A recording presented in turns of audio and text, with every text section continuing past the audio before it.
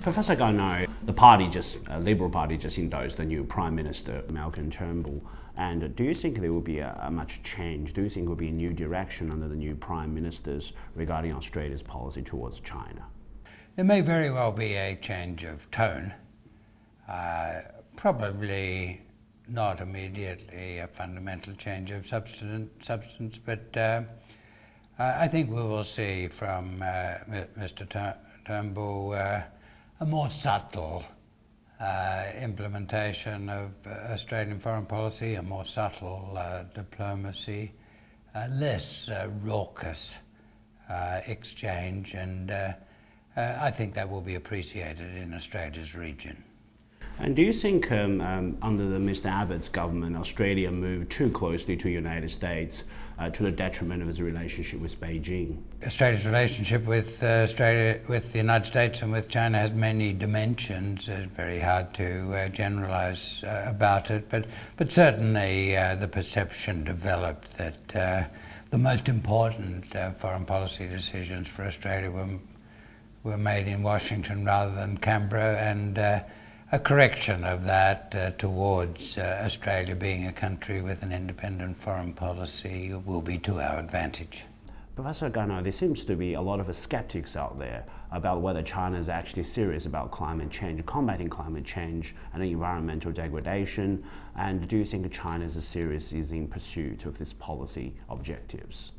One can be a skeptic if one does not look at the evidence, but the evidence is powerful. Just look at what's happened in the last 4 years to China's greenhouse gas emissions trajectory, to its use of coal, to its use of low emissions forms of energy. There's been a radical change in the way the Chinese economy uses energy in particular since 2011. The energy intensity of the economy is falling very rapidly in the last year by about 5%. That's a huge reduction in energy intensity in 1 year. Electricity demand is still growing, but only at a couple of percent per annum when it grew at double digits for a long time.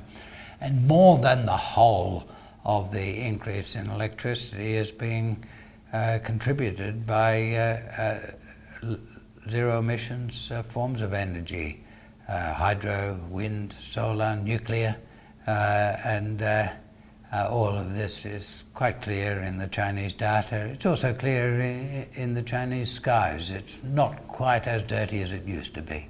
Professor Garnaut, the China bear seems to be out in force this year, and a lot of people are talking about imminent collapse of the Chinese economy, pointing to things such as currency devaluations and a correction in the Chinese equity market.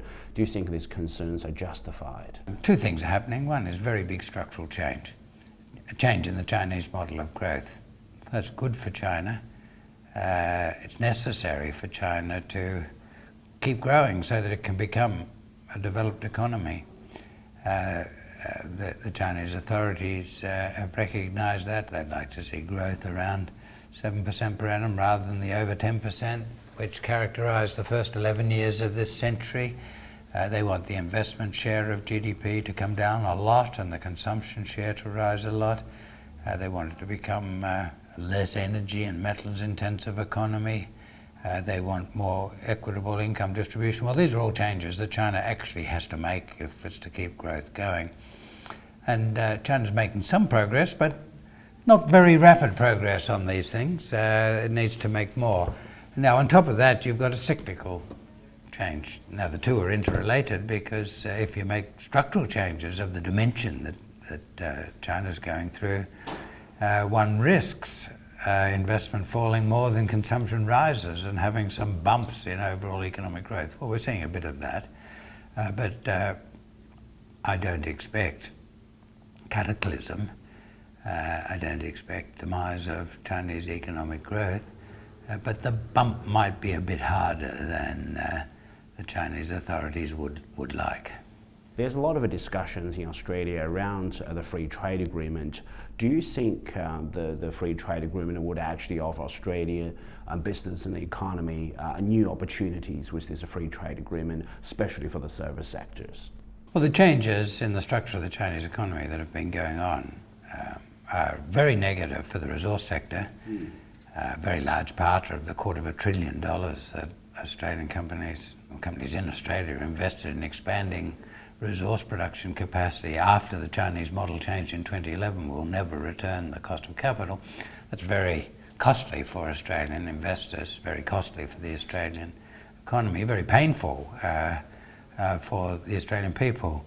But the new structure of the economy creates new sorts of opportunities. These will come gradually, not all at once.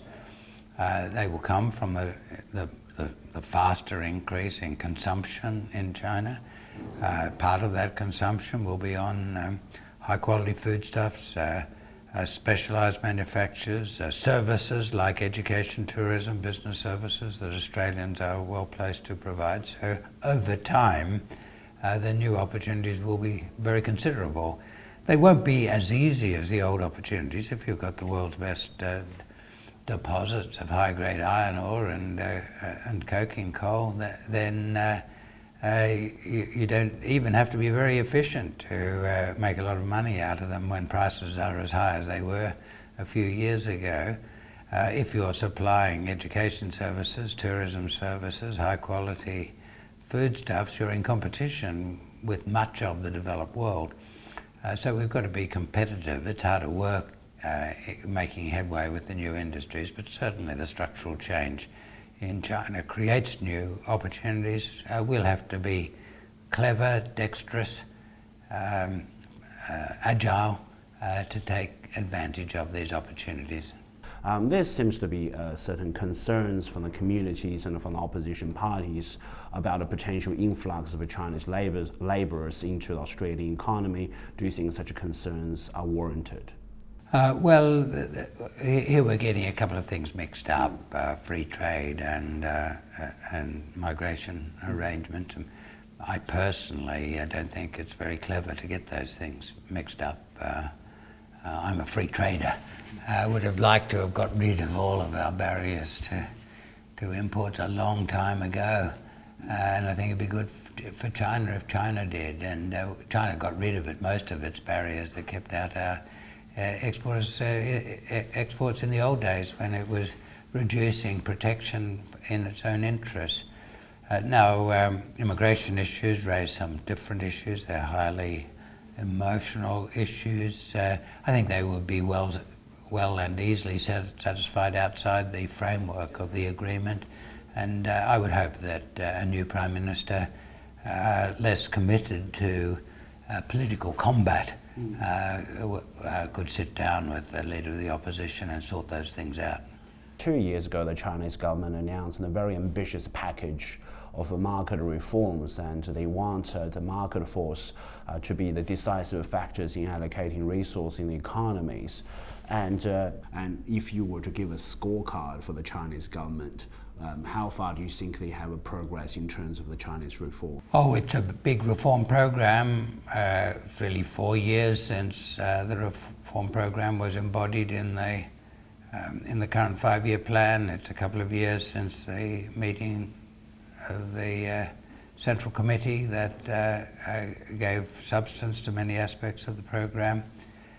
China's made a start on reform in most areas, but it's in the early stages of reform in most areas. It's gone faster in some than others.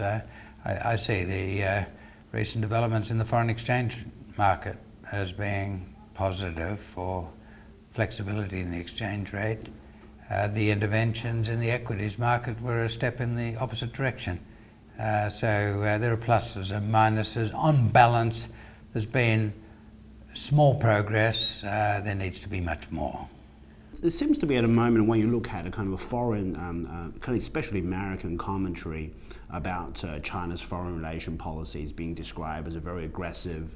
There are people, very senior American, former diplomats at the Council of Foreign Relations, talking about, short of saying a containment of China, seems to be advocating a very aggressive approach to China and kind of a more containment-like policy towards China. There seems to be gaining ascendancy in the US at a commentary circle, one might even say at a policy circle. What is your take on that? Are we looking at a potential confrontation between China and the United States in the Asia-Pacific region? I think there's a lot of wisdom in both Washington and Beijing on these things. Yes, you have some voices that favour containment. Well, containment's not practical when you're talking about a great economy and great state like China.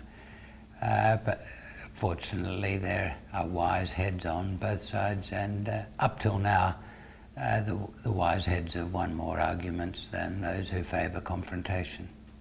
Okay, thank you very much.